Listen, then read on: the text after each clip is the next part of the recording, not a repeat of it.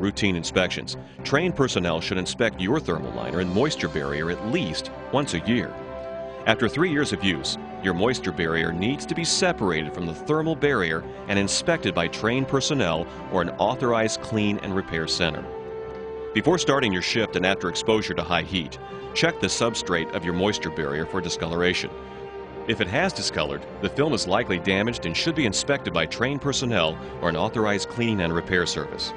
This level of inspection requires that both the outer shell and liner system be evaluated together. If you suspect your moisture barrier is leaking, conduct this field test. Place the liner over a bucket or wastebasket on a flat surface. Pour 1/2 cup of water on a randomly selected 2-inch circle on the outer side of the moisture barrier.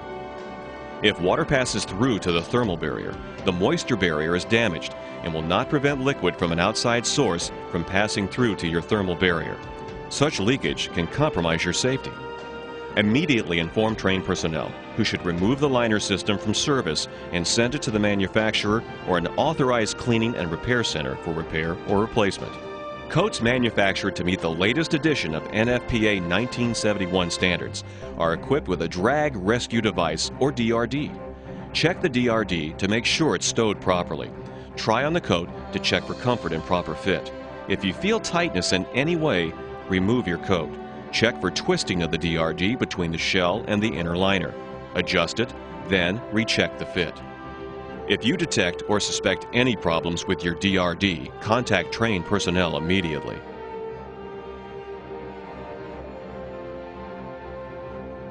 Inspect your helmet before starting your shift and after each exposure to impact, high heat, or chemicals.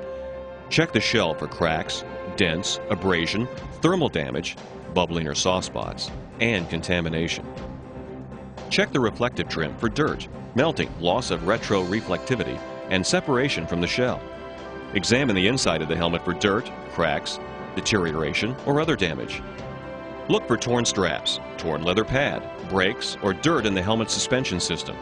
Inspect the headband for tears, breaks in the plastic connectors, broken or loose adjustment ratchet, dirt, and sweat.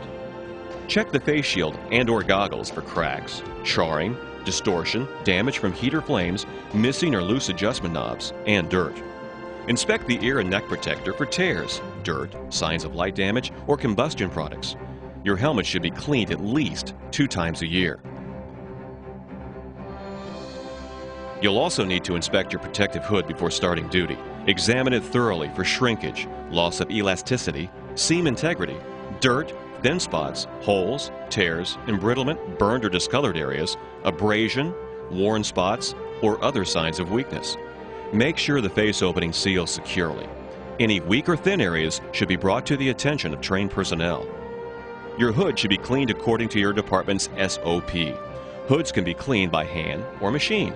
You can also spot clean your hood if the soiling or staining is concentrated in a small area. As with all protective clothing, never store your hood where it is exposed to direct sunlight, indirect sunlight, or fluorescent light.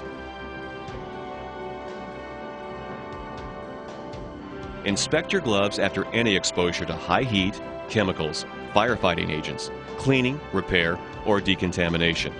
Examine the shell for dirt, thin spots, holes, tears, embrittlement, burned or discolored areas, abrasion or worn spots, and other signs of weakness. Examine all seams for loose threads, breaks, skip stitches, or weaknesses. Test the glove's protective wristlets for shrinkage, elongation, loss of elasticity, and seam integrity.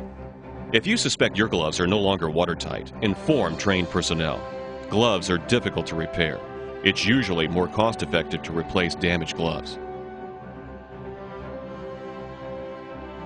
Boots should be inspected monthly or after each exposure to high heat. Examine boots for delaminating seam seals, punctures, thin spots, tread wear, loss of elasticity, and waterproofness. If you discover flaws or damage in your protective footwear or suspect your boots are no longer waterproof, notify trained personnel for assessment. Advancements in PPE offer you unprecedented levels of protection. Like any piece of high-performance equipment, your turnout clothing, helmet, hood, gloves, and boots need to be maintained properly and on a regular basis. It only takes a few minutes to conduct a routine PPE inspection. Those few minutes could save your life.